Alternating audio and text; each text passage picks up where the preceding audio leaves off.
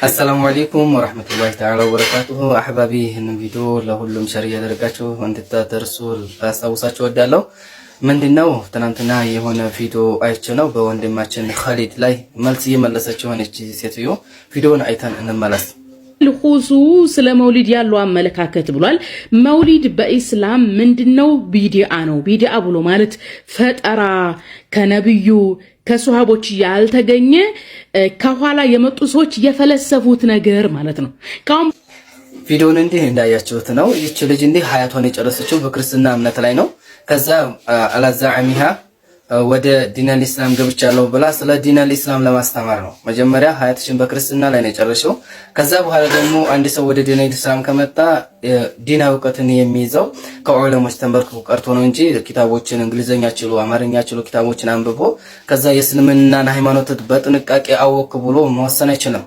ደግሞ ዲነል ኢስላም እንደፈለግን እንድንናገር የሚያደርግ እምነት አይደለም።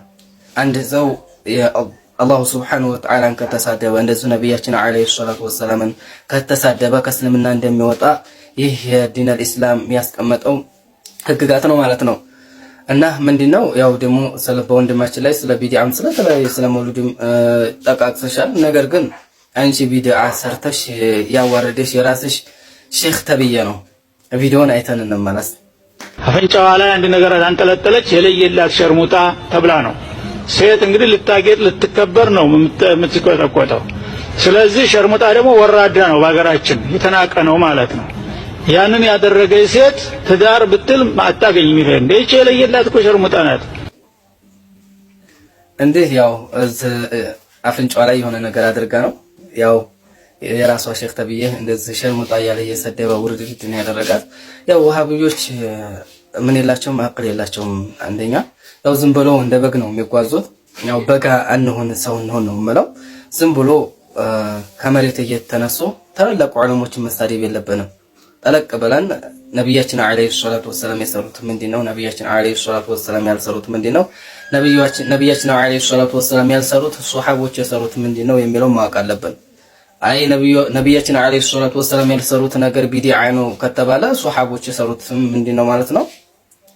ቢድዓ ነው ማለት ነው። ነብዩ ያልሰሩት ብለን ተወሰን ነብያችን አለይሂ ሰላቱ ወሰለም ያልሰሩትን ብለን ተገደብ ነው። ሱሐቦች የሰሩት ምንድነው ማለት ነው? ቢድዓ ነው። ስለዚህ ሱሐቦች ደግሞ ብዙ የሰሩት አሉ። ነብያችን አለይሂ ሰላቱ ወሰለም ያልሰሩት ብዙ የሰሩት ቢድዓ አለ ማለት ነው። በእናንተ አስተሳሰብ ሱሐቦች ምን ላይ ወርቀዋል እያላችሁ ነው? ጥሜት ላይ ወርቀዋል እያላችሁ ነው። መጀመሪያ አንዳንድ ክርስትና እምነት ላይ ሀያቱን ጨርሶ ይመጣና ከዛ ምን ያደርጋል? አማርኛ ይችልና እንደዚሁም እንግሊዘኛ ይችልና ከዛ ይሄን ኪታብ ያገላበጠና ማን እንደጻፈው ያውቀው። ከዛ በኋላ የእስልምና ሃይማኖት እኮ እንደዚህ ነው እያለ መስበክ ይጀምራል። ከዛ ከነሱ መካከል ኻሊድ የሚባለው ኻሊድ ክብሮም ነው የሚባለው አለ። ያው ከክርስትና ወደ ክርስትና የመጣው ማለት ነው። ሌሎችም ብዙ አሉ። እነሱ ሀያታቸውን በክርስትና ላይ ጨርሰው ከዛ በኋላ መጥተው ስለ እስልምና መስበክ ይጀምራሉ ማለት ነው።